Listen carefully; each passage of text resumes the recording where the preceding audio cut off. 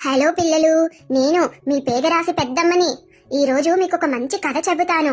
అనగనగా ఒక రైతు తన పొలానికి నీరు లేక బాధపడుతూ ఉంటాడు. అప్పుడు నీటి కోసం తన దగ్గరున్న డబ్బునంతా ఇచ్చి ఒక షావుకారు దగ్గర బావిని కొంటాడు.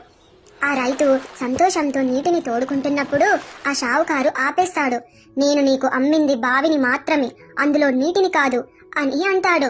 అలా అనగానే రైతుకు షావుకారు చేసిన మోసం అర్థమవుతుంది. అప్పుడు రైతు వెంటనే ఆ రాజ్యంలో రాజుగారిని సంప్రదించి తన బాధని చెప్పుకుంటాడు. అప్పుడు ఆ రాజు మంత్రితో ఎలాగైనా ఈ సమస్యని పరిష్కరించాలని ఆజ్ఞాపిస్తాడు.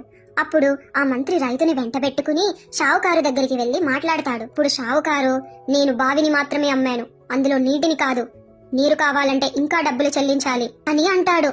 అప్పుడు ఆ మంత్రి, సరే, నువ్వు బావిని మాత్రమే అమ్మావు, అయితే మా బావిలో ఉన్న నీ నీటిని ఇప్పుడే తీసేసుకో, లేదంటే మా బావిలో నీ నీటిని పెడుతున్నందుకు మాకు అద్దె చెల్లించు అని అంటాడు. అప్పుడు ఇక ఆ షావుకారికి వేరే గత్యంతరం లేక బావితో పాటు నీటిని కూడా అప్పగించి రైతుకి క్షమాపణలు చెబుతాడు. దీంతో ఆ రైతు సంతోషించి తన సమస్యను పరిష్కరించినందుకు మంత్రికి ధన్యవాదాలు చెబుతాడు. ఇది పిల్లలు, మీకు ఈ కథ నచ్చిందా? కామెంట్స్ లో చెబుతారు కదూ.